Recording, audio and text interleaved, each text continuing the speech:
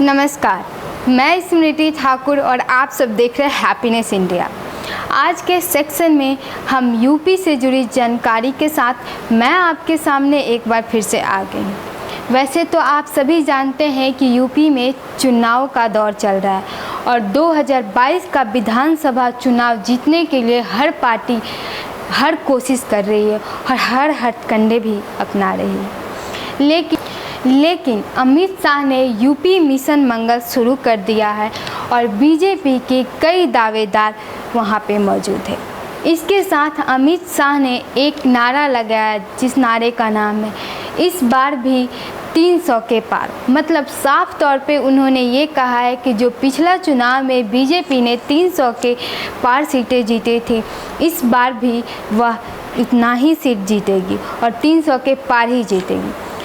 UP में चुनाव के साथ आस्था के आलोक भी चमक रहे हैं और मंत्र उच्चारण के बीच गढ़े जा रहे हैं भविष्य की रणनीति की समीकरण। इसी बीच अमित शाह महादेव के मोहल्ले काशी विश्वनाथ के दरबार में पहुंचे इस आस के साथ कि एक की सरकार सिंहासन पर बैठ सके। इससे पहले अमित शाह ने मिर्ज़ापुर में मां विंध्यवासिनी के दर्शन किए और इस दर्शन का खास योजना था। इसका योजना यह था कि 44 योजनाओं में से योगी आदित्यनाथ और उनके टीम ने सर्वप्रथम स्थान प्राप्त किया और इस पे अमित शाह ने कहा कि ये सबसे बड़ी गर्व की बात है। इसके साथ उन्होंने योगी आदित्यनाथ को यूपी मिशन की अगुवाई का भी जिम्मा सौंपा।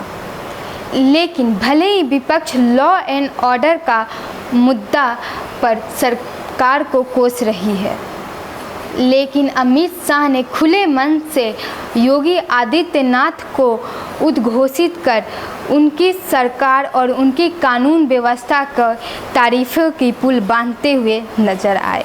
इसके साथ उन्होंने पिछली सरकार पर भी हमला बोला, यानी एक तीर से दो निशाना उन्होंने साधा।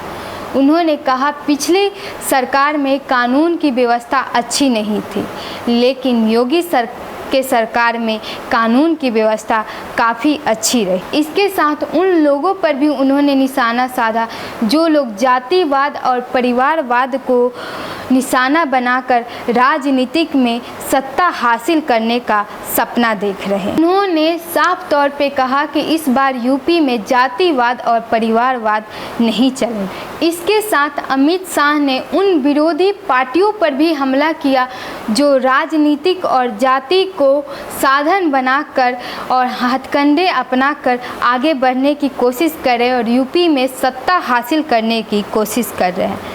उन्होंने कहा कि उन विरोधियों को यूपी में कोई जगह नहीं है और वो विरोधी नहीं जीत सकते।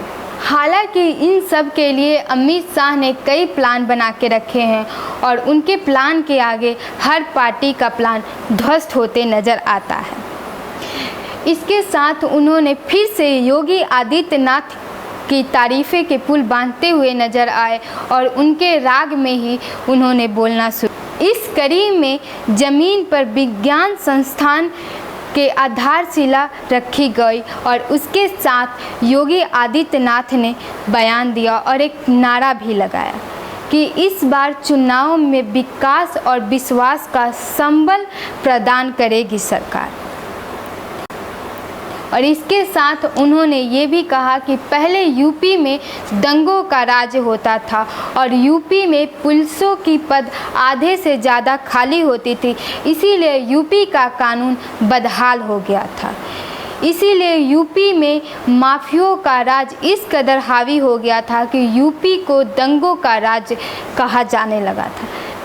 लेकिन हम लोगों ने उत्तर प्रदेश के बारे में सोचा और इस मंशा के साथ कि आने वाले समय में उत्तर प्रदेश का कानून अच्छा हो और एक सबल प्रदान करे, इस विषय में सोचा और उत्तर प्रदेश को अंदर से आगे लेकर आएंगे, इस बारे में सोच रहे हैं।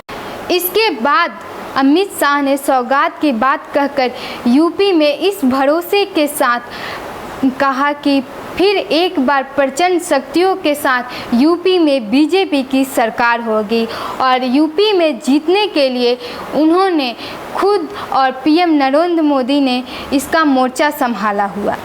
आने वाले समय में देखना बहुत ही दिलचस्प होगा कि यूपी में किस पार्टी का राज होता है और कौन सी पार्टी सिंहासन पर बैठेगी। आगे की जानकारी देखने के लिए हमारे चैनल को लाइक, शेयर, सब्सक्राइब करना ना भूलें। कमेंट बॉक्स में ज़रूर बताएं कि यूपी में किसकी सरकार होनी चाहिए। जय हिंद।